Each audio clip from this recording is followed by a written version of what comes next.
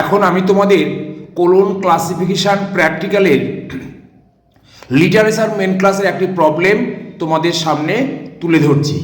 প্রবলেমটা হচ্ছে criticism on Gora, A Bengali fiction, Bangla উপন্যাস গোরার সমালোচনা, এবং বইটা লিখেছেন আর.এন. টেগোর। টেগোরের ইয়ার অফ বার্থও দেয়া আছে 1861 এবং তার সঙ্গে সেভেন্থ ওয়ার্ক আউট অফ 17, 17টা লেখার মধ্যে তার 7তম কাজ। তাহলে এই ক্ষেত্রে আমরা কোলন ক্লাসিফিকেশন প্র্যাকটিক্যালের ক্ষেত্রে কিভাবে ক্লাস নাম্বার তৈরি করব সেই দিকটাই আমি তোমাদের সামনে তুলে ধরছি।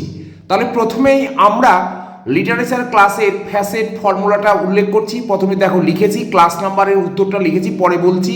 তারপরে লিখেছি এফএফ মানে ফ্যাসেট ফর্মুলা। ফ্যাসেট ফর্মুলার কি?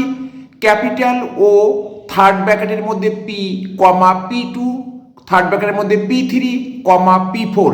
এই পাঞ্চুয়েশন মার্কসগুলো খেয়াল করবে। ও হচ্ছে লিটারেচারের মেন ক্লাস, পি হচ্ছে পার্সোনাল, পি মানে তোমার literature language, P for language literature language, P2 হচ্ছে ফর্ম, আর P3 হচ্ছে পিরিয়ড, আর P4 হচ্ছে অথর্স ওয়ার্কস। এই যে সেভেন্থ ওয়ার্ক আউট অফ 17 এটা হচ্ছে P4। তাহলে আমরা এবার অ্যানালিসিসটা দেখাই। অ্যানালিসিসে প্রথমে লিটারেচার লিখলাম। লিটারেচার হচ্ছে মেন ক্লাস এমসি।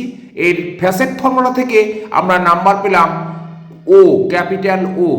এবার তারপরে বলেছিলি পি হচ্ছে ল্যাঙ্গুয়েজ, এটা গোড়া কোন ভাষার উপন্যাস? বাংলা ভাষার। তাহলে বেঙ্গলি ল্যাঙ্গুয়েজ পি এর নাম্বার আমরা পেয়েছি ল্যাঙ্গুয়েজ আইসোলেট থেকে 157।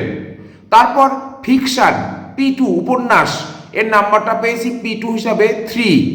আর P3 হচ্ছে পিরিয়ড মানে অথরের জন্মসাল। তাহলে 1861 সালে রবীন্দ্রনাথ ঠাকুর জন্মগ্রহণ করেছেন, সেটা হচ্ছে P3 এবং তার নাম্বারটা আমরা টাইম আইসোলেট থেকে বের করব 1861 থেকে 1800 থেকে 1899। এই গ্রুপটা পরে এম গ্রুপের মধ্যে টাইম আইসোলেট থেকে আমরা ক্যাপিটাল এম নিলাম এবং যে ইয়ারটা থাকবে তার লাস্ট দুটো ডিজিট আমরা নেব 1861 61। তাহলে M61 হলো P3 পিরিয়ড, অথরের পিরিয়ড।